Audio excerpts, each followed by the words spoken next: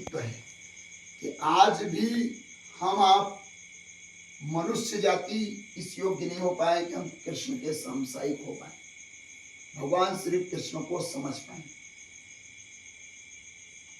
सबका जन्म होता है, घर में हमारे आपके एक बालक, एक बेटा या एक्चुअली एक बेटी पैदा होती है, तो हम आप ढोलक, मजीरा, नहीं कुछ तो ताली तो बजा देते हैं। लेकिन भगवान श्री कृष्ण का जब जन्म हुआ तो ढोलक तबला छोड़ो, कोई ताली बजाने वाला भी नहीं था। जन्म गुप्त रखा गया, जन्म भी गुप्त रखा गया, ऐसे व्यक्ति का जन्म भी माना गया। फिर भी वह व्यक्ति भगवान श्री कृष्ण जन्म के साथ ही उनके मृत्यु लगी थी, कंस मारने के पीछे भिड़ा था। कृष्ण का जन्म होते ही कंस भिड़ा था। फिर भी इतने पूरे मरुध्यान में एक हंसते खिलखिलाते बहुत बड़े सितारे थे भगवान श्री कृष्ण। राम में भगवान उतरे तो मर्यादा की बात, राम मर्यादा के भांति, मर्यादा से बाहर एक कदम नहीं। मीरा में उतरा तो नृत्य की बात। महावीर जैन धर्म के धर्मगुरु थे, उनमें उतरा तो त्याग की बात, वो नग्न रहते। बुद्ध में उतरा, महात्मा बुद्ध में ध्यान की बात। लेकिन कृष्ण पूर्ण परमात्मा, इस दुनिया में किसी को नहीं, सिर्फ भगवान श्री कृष्ण को पूर्ण परमात्मा। उनमें सभी आयाम है, वो एक ऑर्केस्ट्रा है, सभी वाद्य हैं, जो चाहो आप चुन लो। कैसे देखो, आज इतने बड़े महाभारत को युद्ध जीत लिए भगवान श्री कृष्ण। एक प्रकार से देखा जाए तो बहुत बड़े कुशल राजनेता थे, जो पूरे देश विदेश वर्ड के राजाओं को एक गुट, दो गुटों में लड़ा के 18 दिन में सब पता दिया महाभारत में। सब जाओ, वो सोचे एक एक को कहाँ कहाँ मारूंगा, इनको आपस में लड़ा के निपटा दो। इतना बड़ा खिलाड़ी था वो कृष्ण। इतने बड़े प्रेम के दरिया थे, दिल इतना बड़ा प्रेम के दरिया थे कि तुम्हारे से एक तुम्हारी पत्नी है, उसको प्रेम नहीं दे पा रहा, उसको नहीं संभाल पा रहे, लेकिन उन्होंने 16,108 को संभाला। वो प्रेम था, वो वासना नहीं थी।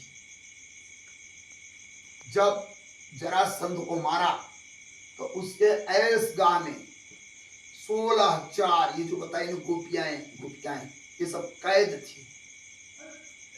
उनको जेल खाने से ताले तोड़वा के निकलवाए कृष्ण ने, और बोला देवियों अब मुक्त हो गए, तुम जेल से आजाद हो गए, आप सब अपने अपने घर जाओ। तब उन देवियों को बोले देवियों जाओ, तो बोले भगवान आप जानते हो त्रिकाल दृष्टि हो, एक पत्नी अपने पति को छोड़ के 2 दिन के लिए चली जाए तो उसको नहीं रखना पसंद करता। हम तो 20 साल से जेल खाने में पड़ी है, अब हमें कौन सा पुरुष है जो स्वीकार करेगा। तब भगवान कृष्ण बाहें फैला के ऐसी बोलते हैं कि ऐसा भगवान ही इस काम का जो सारे जगत को अपने आलिंगन में न ले लेता हो। ठीक है, तब उनका इतना प्रेम था कि सब गोपिकाओं को अपना कृष्ण ही नजर आते थे। ये दिल के दरिया थे, जिसके हाथ में हिंसा की तलवार हाथ में हो और प्रेम का दीपक नहीं बुझता, तुम दोनों काम एक साथ नहीं कर सकते। क्रोध करोगे तो क्रोध ही कर पाओगे, प्रेम नहीं कर पाओगे उस समय, और प्रेम करोगे तो क्रोध नहीं कर सकते। लेकिन भगवान कृष्ण दोनों काम एक साथ करते थे। जिसके हाथ में चक्र सुदर्शन है, चक्र सुदर्शन का मतलब गला काटने वाला शस्त्र, और फिर भी हृदय से प्रेम का दीपक नहीं बुझता। दोनों चीज एक साथ थी, इसलिए उनको पूर्ण परमात्मा कहा गया। उनको एक बहुत बड़े मनोचिकित्सक थे, मन के डॉक्टर थे। अर्जुन को उन्होंने पूरी तरह समझ लिया, उनको मालूम था कौन सा योद्धा, कौन सा सेनापति कैसे मारा जाएगा, ये उनको पता था। इतने बड़े त्रिकाल दृष्टि थे भगवान। ये पूरी मरुस्थल में, रण में एक बहुत बड़े उद्यान थे। उद्यान मतलब उद्यान, जैसे मरुस्थल हो, एक भी झाड़ ना हो, वहां कृष्ण बहुत बड़े विराट अस्तित्व थे इस जगत के। मनुष्य जाति इस योग की भी नहीं आई हो पाई तो उनको समझ पाए। कृष्ण में सभी रंग थे, प्रेम भी था, युद्ध की भी संभावना थी, ज्ञान में भी प्रकांड थे, गीता का ज्ञान समझ लो। हम उस देवी देवता, वो कायर नहीं थे, बुजदिल नहीं थे, भगोड़े नहीं थे। युद्ध आया तो उसको भी स्वीकार किया, युद्ध आया तो महाभारत से बाहर थोड़े कंस को धराशायी किया, युद्ध आया तो उसको भी उन्होंने लड़ा, मैदान नहीं छोड़ा। छोड़ा क्या? फिर हम भगवान वाले मानते, लेकिन उन्होंने युद्ध भी लड़ा। फिर हम उनको मानने वाले कौम इतने कायर और बुज़दिल कैसे हो गए? बोलो ना। हमें बुज़दिल नहीं, हिम्मत रखनी है, कॉन्फिडेंस उनसे सीख लेनी चाहिए। भगवान से, भगवान